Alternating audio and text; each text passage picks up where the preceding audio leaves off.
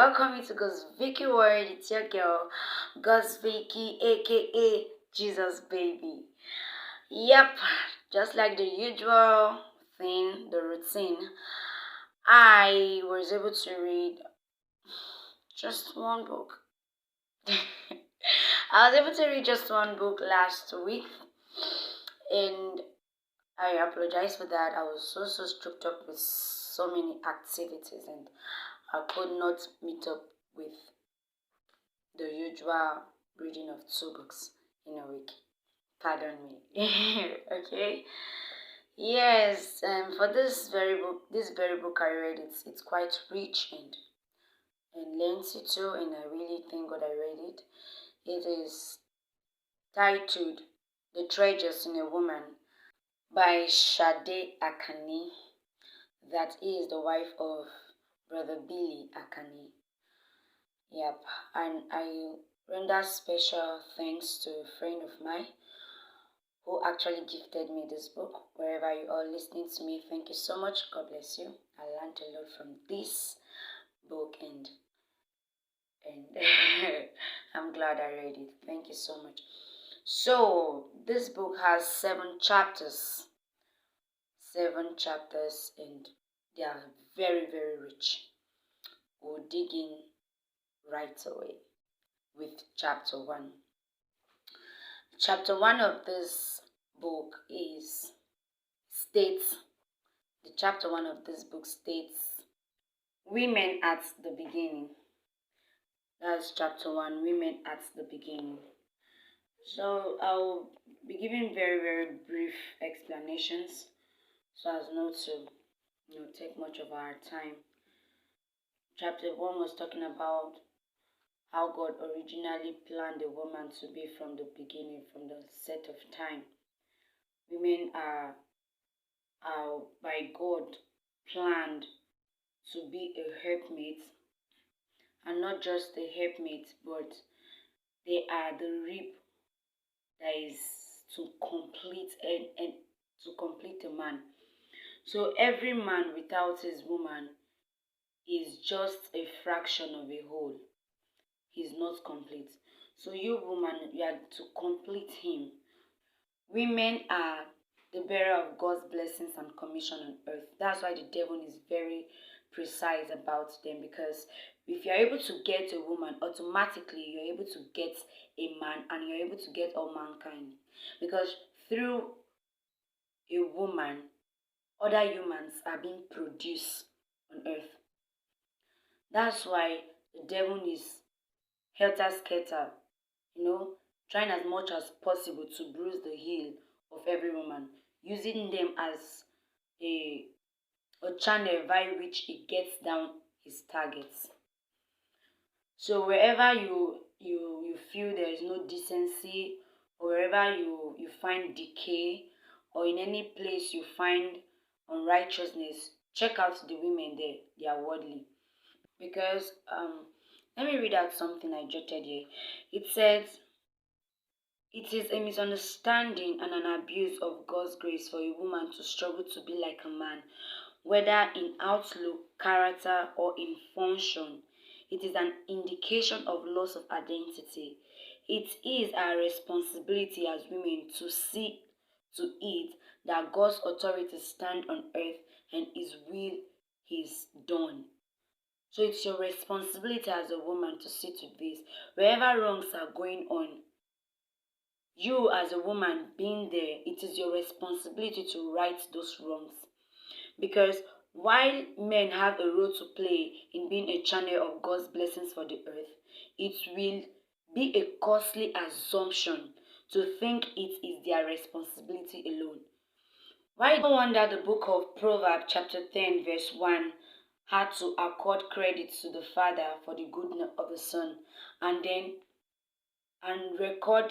accord the foolishness of the son to the mother. Because most of the work lies on the woman. You as a woman, as a wife, as a mother, you have the foundation. You are to build the foundation. You are to mold that child in the will of God. You are to mold that child in the to follow the precepts of God. So if you are failing in your duty, then you don't expect the world at large to be able to carry out the will of God, because in your own little corner, you're already failing God. As a woman, if all women on earth would decide to live righteously, then the world would be a righteous place to live in. Without wasting much of our time, we'll move on to chapter 2. Chapter 2 says godly virtues. As a woman, there are godly virtues in you that you need to unleash to this world. There are so many godly virtues in you as a woman, not just a woman, but as a Christian woman, as a woman that has the seed of Christ in her, as a woman that has the fear of God in her. You have lots of virtues that are inside of you. And when I talk about virtues, I'm not just restricting it to being hardworking, being able to, and carry out house chores, or being able to cook, or being able to organize your home. It's not just restricted to that alone. I would like you to know that virtue is a matter of character rather than charisma. As a woman, you need to have the virtue of being trustworthy. Your husband should solely trust you. Yes, your heart should be solely connected or entrusted to your husband and him alone. You should be someone God can count on and people around you can also count on. Just like the Shunammite woman or the Zarephath woman who cared for Elijah, who cared for Elisha and Elijah respectively. God entrusted them with his prophet. And they were able to care for these men of God despite the fact that one of them was a widow. She did not defile herself with him. She did not present herself to him as an immoral being. Can God trust you with his son and you will not be a temptation to him? Despite the fact that she was a widow, she lost her husband already. She did not present herself as a form of temptation to the man of God. She was able to feed him in her house for the period of time that he stayed. So are you trustworthy? Are you the type that cleave to lies just to get things from your husband, your spouse, your fiancé, who you are betrothed to? God does not take delight in such persons. Alright? So another virtue is being hardworking and diligent. The likes of Deborah in the Bible, the Proverb 31 woman, you can see that these persons are very diligent and at the same time prudent. They are hardworking. They work with knowledge and they do it consistently. Those are the kind of virtues God wants us to possess as a woman. Deborah was a judge, she was a prophet, she was a wife, and she also led the children of Israel to war. She was a songwriter. She was a poet. So imagine she combining all of these things and she was able to still handle it properly and was still able to perform her duties as a wife to her husband. So if you are out there as a woman, God wants you to possess the virtue of being diligent and prudent. Another virtue God wants, as a woman, you must also possess the virtue of being prayerful and God-fearing. You are to be a crown on the head of your husband. And not just that, you are to be a watchman. As a woman, you are to pray, you are prayerful, and you are to be an eye also. You are to detect things. You are to be very sensitive in the spirit as a godly woman. You have to take note of things that are not significant but are slowly creating loopholes. You have to take note of those things. You have to wail. You have to cry to God. So all of these virtues need to be in you as a woman. I won't be able to go into details due to time. So go get the book. You'll really learn a lot from it. I move on to chapter 3. And chapter 3 states the weaker vessel. As a woman, you are a weaker vessel, and you have to be grateful to God that you are a weaker vessel. Most women shy away from being called a weaker vessel, or are offended when they are being referred to as a weaker vessel. That's how it has been right from creation. You as a woman, you are a weaker vessel. That does not mean you are weak. You are just, that does not mean you are insignificant. That does not mean you are not recognized by God. But you just have this weakness in you which make you a weaker vessel, and that is to your advantage, because God is drawn to the weak. God is drawn to those that are less privileged. If you check out the orphans, the widows, you see how God comes through for them. So God deposited this ability of weakness in you, so you'll be able to get his attention the most. And you being able to do that is to your own advantage. That is to say, you can then table other issues before God, and there will be quick answers to those issues rather than the men. So as a weaker vessel that you are expected to make use of that to your advantage. Humble yourself before God, humble yourself before man, and also table issues around you before God. You are an intercessor by the virtue of being a woman. You are to wail, you are to cry on behalf of the nation. You are to cry on behalf of the nation. You are expected to be subtle in heart. You are expected to be humble. You are expected to be broken in heart. You are expected to be sanctified. Weakness in form of purity to attract God to your own self. Weakness in form of being broken in spirit. You tell God you can't do it alone. You can't be self-sufficient.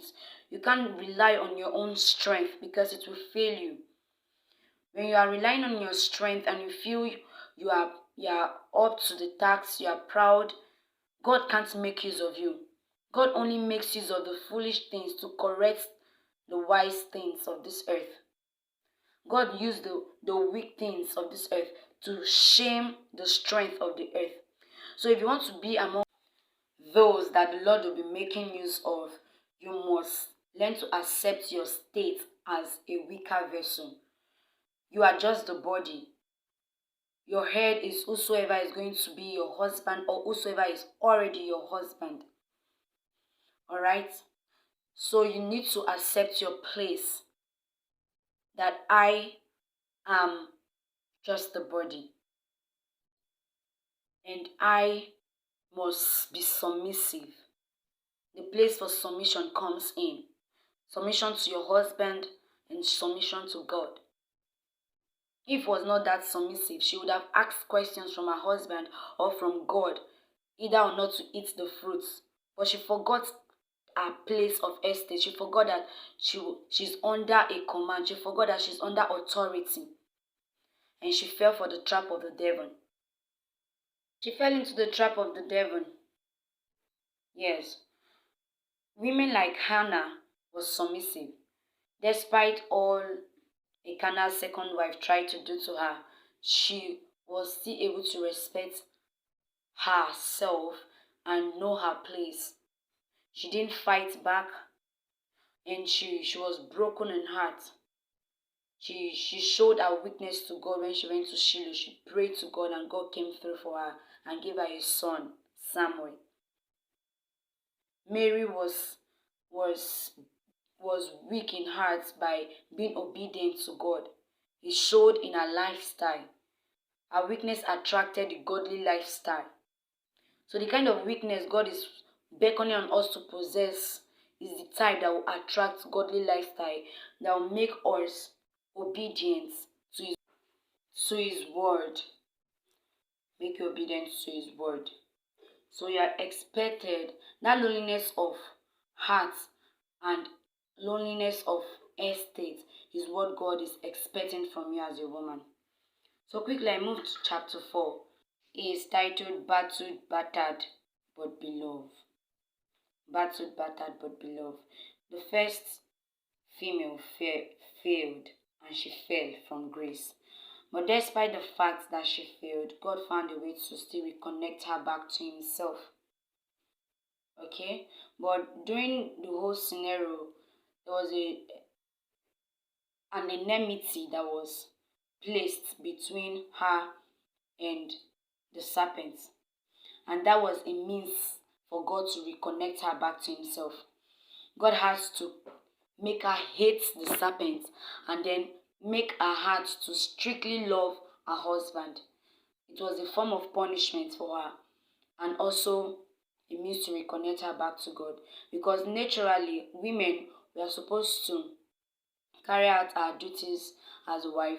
Then together with our husband, we are to love God. Direct and channel all our emotions and love on God.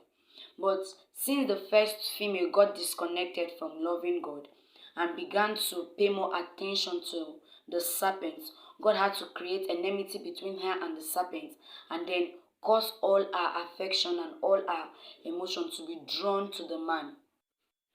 She's now placed solely on the authority of the man, under the authority of the man rather. She's now to take orders from the man and instructions from the man. And that's the only means by which God could reconnect her to himself. So as a godly woman, you are expected to hate the devil and everything that concerns the devil. Okay?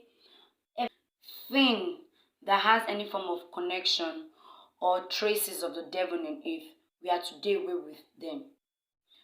Anything that has the likeness of Satan in it, we are to hate it. We are to hate it if we must love God, if we must be reconnected with our Father. Okay? So as a woman and as a child of God, not just a woman, a godly woman, you are expected to hate the devil. You are expected to hate the works of the devil. You are expected to hate the lifestyle of the devil. You are expected to hate the associations of the devil. There should be this great hatred for sin in you. Naturally. That by the virtue of you giving your life to Christ, it ought to be so.